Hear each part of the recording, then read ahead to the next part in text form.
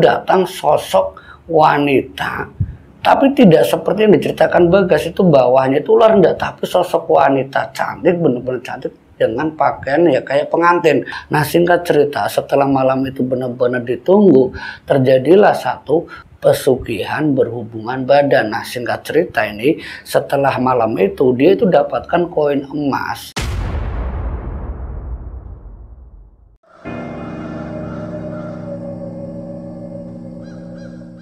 Bismillahirrahmanirrahim. Assalamualaikum warahmatullahi wabarakatuh. Alhamdulillah wa syukurillah wa ni'matillah la haula wa la quwata illa billah, amma ba'd. Jumpa kembali di channel Hikmah Misteri bersama saya Pak D. Apa kabar semuanya?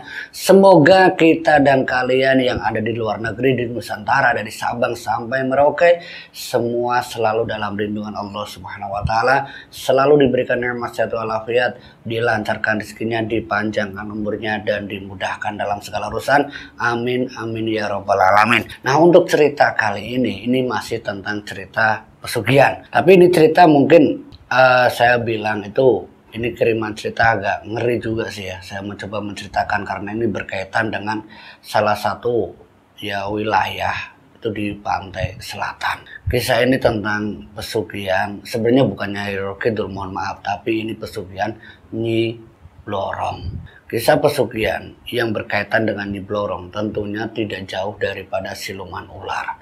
Nah, bagaimana cerita yang akan saya ungkap di Hikmah Misteri? Tidak usah lama-lama, kita langsung masuk ke Hikmah Misteri.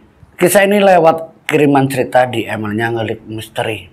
Cerita tentang bagaimana salah satu pelaku ritual pesugihan yang sengaja datang di salah satu wilayah pantai selatan. Tapi ini cerita dari salah satu pengantarnya, bukan si pelaku. Tapi dia juga tahu betul apa yang terjadi dengan pelaku setelah dia ini melakukan ritual pesugihan yang dengan cara berhubungan dengan sosok siluman ular yang tak lain adalah Nyai Blorong.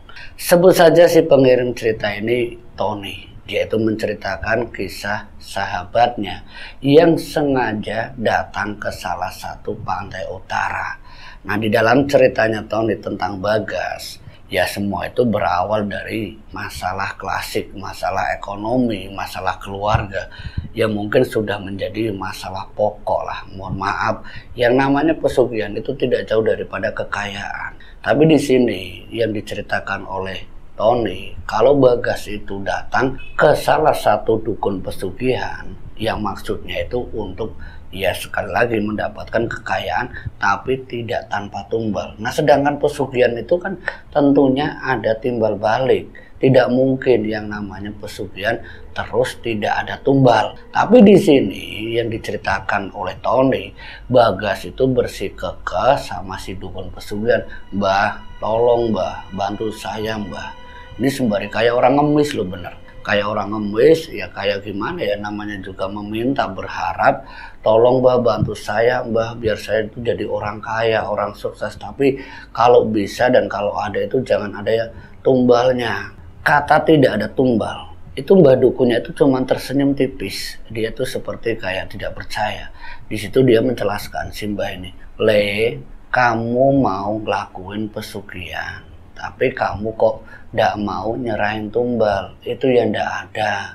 Tapi kalaupun ada tumbal, tapi tumbalnya kamu sendiri, kamu mau ndak? Ya ini tidak mengkaitkan keluarga kamu, istri ataupun anak-anak kamu, tapi kamu sendiri yang jadi tumbal. Gimana nak, mau apa ndak?" Itu pertama kali yang keluar dari si mbah dukun. Nah, si Tony yang mendengarkan kata tumbal itu adalah si Bagas sendiri. Bagas ini secara spontan, "Ya mbah, saya mau mbah. Tapi gimana caranya mbah?" Nah, cara untuk mendapatkan pesugihan itu mbah dukun itu menjelaskan secara detail bagaimana cara dia nanti ritual, syarat-syaratnya kayak gimana. Ini mohon maaf saya tidak menceritakan secara detailnya. Intinya beberapa hari setelahnya Bagas sama Tony itu datang kembali dengan segala persiapan sesuai dengan mahar yang diminta sama si juru kunci. Setelah mahar ini sudah diberikan sama Bagas, ini masih berangkat sama Tony. Mbah dukun meminta sama si Bagas untuk nunggu sampai tengah malam. Nah sekitar jam mungkin setengah 11 malam, Bagas ini diminta sama Mbak Dukun untuk melakukan mandi kembang. Nah ternyata mandi kembang yang akan dilakukan Bagas itu sudah disiapkan oleh Mbak Dukun. Nah Bagas itu disuruh mandi. Nah cara mandinya pun ada mantra, tidak sembarangan istilahnya mandi gebur-gebur selesai keluar, itu enggak, ada mantra yang harus dibaca oleh Bagas. Nah setelah Bagas ini selesai mandi, dia tuh datang lagi ke ruangan tengah, ruangan tamu, di mana Tony sama Mbak Dukun itu sedang nunggu. Nah setelah Bagas ini datang, dia tuh sempat cerita, "Mbah, tadi saya ngelihat kok kayak ada sosok wanita cantik Mbah, tapi kok bawahnya itu tubuhnya ular." "Sudah, jangan kamu ceritakan di sini. Itu nanti yang akan menjadi sesembahan kamu." Itu kata Mbak Dukun. Nah Tony ini menepuk pundaknya Bagas, "Gas, benar kamu lihat kayak gitu?" "Iya Tony, nah, tadi aku ngelihat sewaktu aku tuh lagi mandi. Itu ya nyata aku lihat tuh cantiknya minta ampun." Tapi ini dalam bisikan itu si Mbak itu langsung kayak memotong obrolan. Sudah, jangan diteruskan. Kamu mau lanjutkan ritual apa mau ngobrol?" Itu langsung kayak dibentak sama Mbak Dukun. "Iya Mbah, ya Mbah, maaf Mbah." Nah Bagas ini yang sudah mandi dengan ya masih dia pakai baju, tapi diminta untuk ganti baju, pakaian itu serba putih ya kayak orang mau naik gaji, itu kata Tony. Itu sudah disiapkan oleh Mbak Dukun. Jadi pakaian untuk ritual yang akan dilakukan Bagas itu diminta membalut tubuhnya itu dengan kain mori. Ya kayak orang mati gimana ya, tapi ya cuman memang Bagasnya ini sudah nekat mau ritual, ya apapun yang dikatakan Mbak Dukun dia ngikuti. Nah setelah dia pakai baju putih, si Bagas ini diminta masuk ke salah satu kamar yang mungkin sudah disiapkan oleh Mbak Dukun. Nah ketika itu Tony ini ya rasa ingin tahunya, dia itu ngantar Bagas termasuk Mbak Dukun masuk ke kamar. Nah di dalam kamar tersebut ini yang dilihat Tony itu ya kayak keranjang tempat tidur, tapi di situ sudah penuh banyak berbagai macam kembang yang mungkin bukan hanya 3 rupa tapi 7 rupa, dan di sekelilingnya itu ada seperti kemenyan yang sudah dibakar sama Mbak Dukun. Bukan hanya kemenyan, dupa juga ada. Dan bau kamarnya itu khas banget. Baunya tuh bau aroma bunga yang bener-bener ya kalau orang nggak pernah masuk itu pasti kayak ya pingsan bisa iya. Ini juga dirasakan oleh Tony ketika dia itu masuk bersama Bagas bersama Mbak Dukun masuk di kamar ritual. Itu rasanya tuh kayak ya mual, mau muntah ya bener-bener mau dirasakan. Cuman karena ya posisinya dia itu nganter, dia mencoba menahan mualnya sampai dia itu bener-bener nahan. Nah Mbak Dukun ini meminta Bagas sama Tony untuk duduk itu ya berdekatan. Sementara Simba ini duduk di hadapan keranjang, di hadapan tempat tidur. Dia itu duduk di situ, dia itu baca mantra. Nah setelah baca mantra ini ya sesuatu terjadi. Tiba-tiba ini gemuruh suara, itu kayak suara ombak. Tapi ya bagaimana mungkin suara ombak itu ada di rumah atau di kamarnya Mbak Dukun. Tapi itu benar-benar kayak desisan ombak itu kayak nyata. Itu bener-bener suara itu ya kayak mau menggulung rumah, menggulung kamarnya Mbak Dukun. Tapi tidak berselang lama itu datang sosok wanita, tapi tidak seperti yang diceritakan Bagas itu bawahnya itu ular, enggak, tapi sosok wanita cantik, bener-bener cantik dengan pakaian ya kayak pengantin, pakaian kebaya dengan mahkota yang diselipkan di sini ada banyak kembang melati, dan warnanya itu kalau diingat si Tony itu kayak warnanya tuh kehijau-hijauan campuran kuning ya seperti kayak gitulah. Nah ini posisi seperti itu ini Tony ngelihat. Tidak berselang lama Mbak Dukun setelah kedatangan sosok wanita tadi, ini Bagas itu kayak siap dinikahkan. Ini kayak prosesi pernikahan. Nah sementara Tony itu kayak sebagai saksi atau mungkin wali yang dikatakan Mbak Dukun, "Kamu saksikan saja teman kamu akan saya nikahkan dengan sosok wanita ini." Nah Mbak Dukun pun ya kayak sebagai penghulu, dia menikahkan.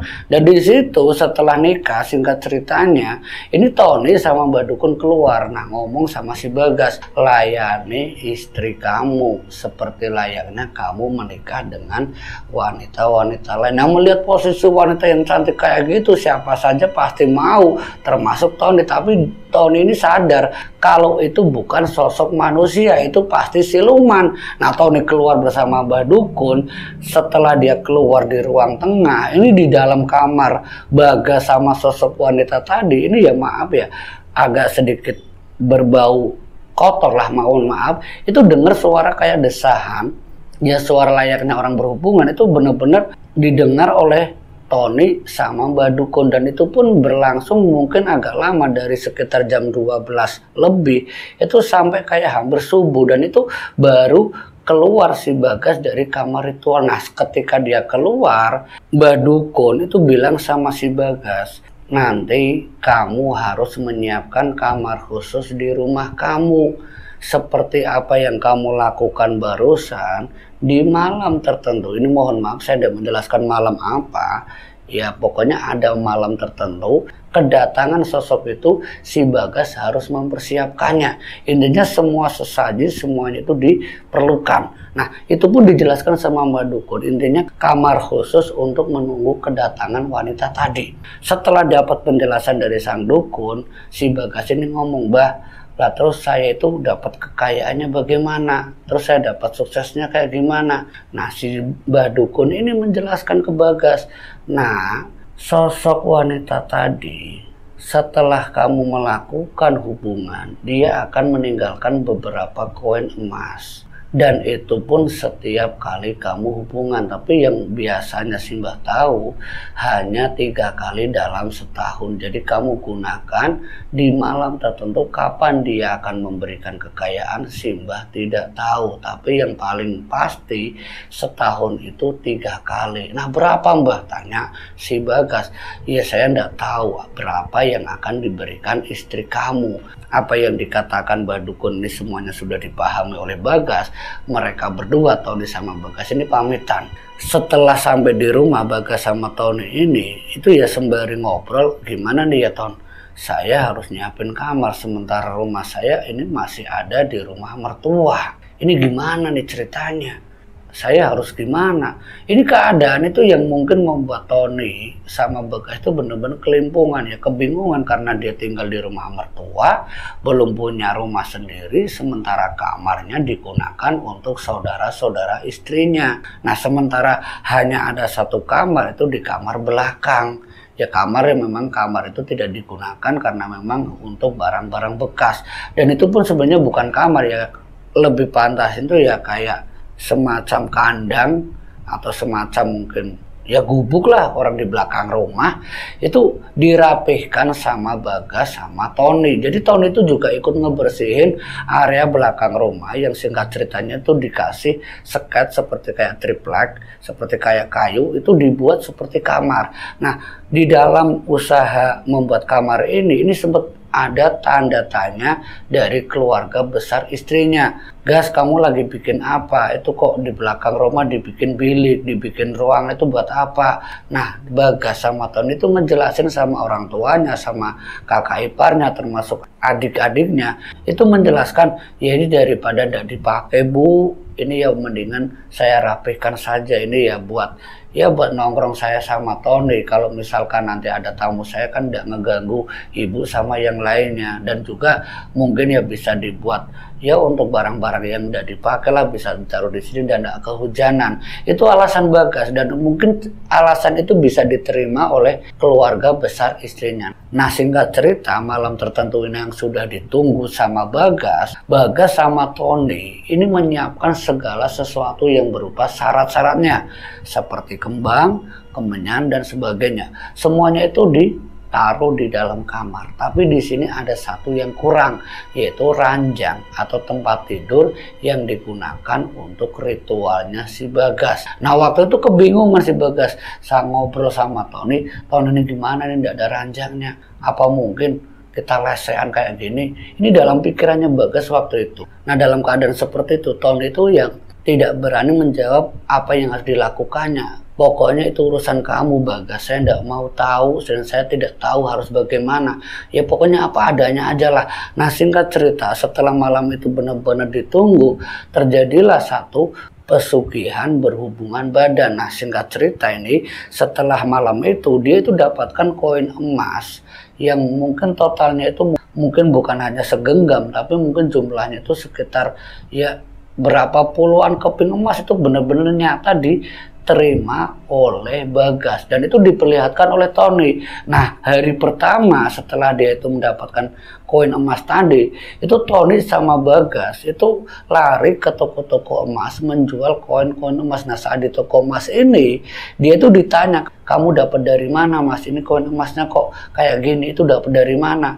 Dan ternyata si pembeli emas ini atau si pemilik toko emas ini sudah sangat sering membeli koin-koin emas yang berwujud seperti sisik ular. Dan dia juga menjelaskan, mas, sampan itu pesugihan siluman ular ya. Itu langsung keluar dari si pembeli emas dan dia pun tidak bisa mengelak karena memang apa yang dikatakannya itu ya benar. Nah, si Bagas itu ngomong, sudah pak, nggak usah bilang-bilang, iya saya melakukannya, ini dibeli aja pak. Dan itu pun dibeli semuanya sama si pemilik emas tadi. Nah, setelah beberapa waktu setelahnya, mungkin ritual yang kedua, ketiga, dan selanjutnya, ya toko emas ini sebagai langganannya si Bagas. Dan dalam 1 tahun ini, Bagas itu menjadi orang yang benar-benar luar biasa suksesnya. Sampai Bagas itu ya kayak menjadi tulang punggung seluruh keluarganya. Dari keluarga besar istrinya, dari keluarganya Bagas, itu semuanya itu yang mengelola usaha milik Bagas. Dan ini menjadi kesuksesan yang luar biasa untuk Bagas. Dan Tony ini yang sebagai pengantar, dia juga dipercaya sama Bagas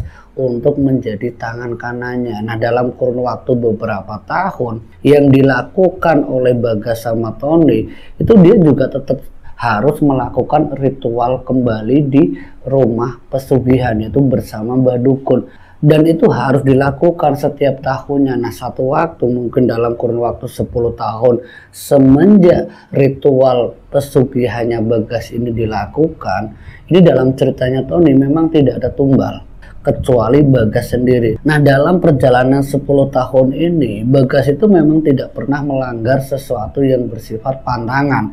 Tapi dari ceritanya Tony ini ada beberapa hal yang dilanggar atau pantangan yang dilanggar oleh Bagas. Kemungkinan besar karena Bagas ini tidak diizinkan untuk menikah dengan wanita lain, tapi Bagas ini mungkin dengan segala kekayaannya, dengan segala pamornya, Bagas ini ya kembali lagi sifat manusiawinya, dia terlena akan kecantikan seseorang. Nah, disinilah awal mula petaka yang dialami oleh Bagas. Ketika pantangan itu dilanggar, mungkin sosok pesugihannya yang marah karena ia berkali-kali Bagas ini tidak melakukan ritual menunggu pesugihannya untuk datang. Nah, yang dalam perjalanannya waktu, singkat cerita 3 tahun semenjak dia menikah dapat istri kedua, Bagas ini lebih condong ke istri keduanya daripada istri pertama dan juga sama pesugihannya. Nah, ini jelas saja membuat Bagas itu ya dalam usahanya itu yang dikelola oleh keluarga besarnya satu persatu mengalami keterpurukan. Tapi ini tidak membuat Bagas itu sadar. Sampai 3 tahun baru dia ngerti kalau apa yang dia langgar ini benar-benar menjadi petaka.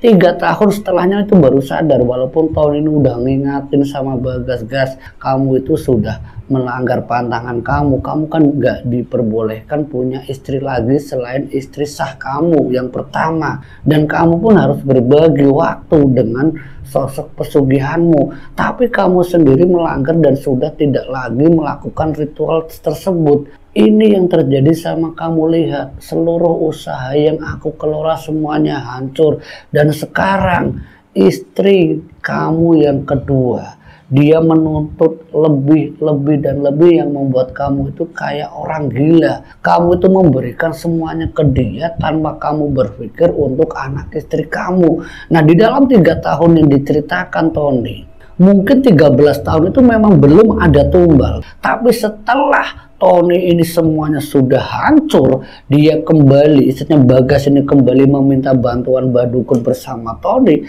Tapi yang terjadi sama Bagas, itu Bagas tidak lagi bisa mendapatkan kekayaan. Tapi justru malah Bagas ini diminta menyerahkan tumbal. Dan tumbalnya yang diceritakan oleh Tony, yang pertama itu langsung istri pertama, istri sahnya. Itu langsung menjadi tumbal pertama. Dan tumbal yang diceritakan Tony dalam kurun waktu 1 tahun itu bukan cuma satu. Istri yang pertama jadi tumbal, ibunya dalam kurun waktu 3 bulan setelahnya ikut meninggal. Anak-anaknya Bagas meninggal secara bersama. Dalam kurun waktu 1 tahun yang diceritakan Tony, keluarganya Bagas itu sudah ada 5 nyawa yang meninggal dalam kurun waktu 1 tahun. Nah, istri keduanya Bagas ini bagaimana? Dia juga merasakan dampak dari apa yang dilakukan Bagas karena sudah melanggar pantangan. Istrinya ini menjadi masalah utama. Dia juga akhirnya meninggal dunia dalam kurun waktu setelah 5 nyawa itu ditumbalkan. Tapi Bagas walaupun sudah menyerahkan tumbal, dia tidak mendapatkan kekayaan sedikit pun, justru usahanya semakin hancur.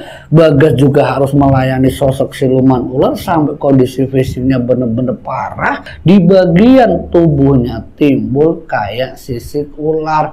Dan ini semakin menjelaskan keluarga besarnya. Di balik keluarganya Bagas yang meninggal, istri dan anak-anaknya termasuk ibu kandungnya, keluarga besarnya menduga bahwa di balik 1 tahun meninggal 5 nyawa tidak lain adalah ulah Bagas. Apalagi dengan cirinya Bagas, di bagian kaki sampai bagian dada itu tumbuh sisik ular. Petaka selama 1 tahun Bagas yang sudah mengalami penyakit aneh terus diikuti dengan tumbal-tumbal nyawa, keluarga besarnya ini sampai meninggalkan Bagas. Nah, Tony yang mendampingi Bagas itu dalam keadaan tubuh yang sudah sepenuhnya ini tumbuh sisik ular, ini semakin menandakan bahwa Bagas ini tidak akan bertahan lama. Karena yang diingat Tony dari penjelasan Mbah Dukun Pesugihan, kalau orang yang sudah tumbuh sisik ular sampai ke bagian leher, itu tanda dia akan menjadi pengabdi selamanya. Nah, singkat cerita apa yang diketahui Tony, ini benar-benar terjadi sama Bagas. Tubuhnya yang sudah tidak bisa diobati secara medis, secara dukun, secara mungkin lewat kiai dan sebagainya, pada kenyataannya Bagas meninggal dalam keadaan masih musyrik, masih menduakan Sang Pencipta. Intinya yang diceritakan Tony, semoga pengalamannya dia tentang Bagas ini bisa menjadi pelajaran untuk kita semuanya. Bukan maksud dia mau menceritakan tentang sahabatnya, tapi dibalik kesuksesan dan kekayaan yang semuanya itu hanyalah tipu daya iblis. Semoga dari kisah Tony ini bisa memberikan hikmah dan pelajaran untuk kita semuanya. Akhirul kalam, saya Pade, wallahu muwaffiq ila aqwamit thoriq. Wassalamualaikum warahmatullahi wabarakatuh.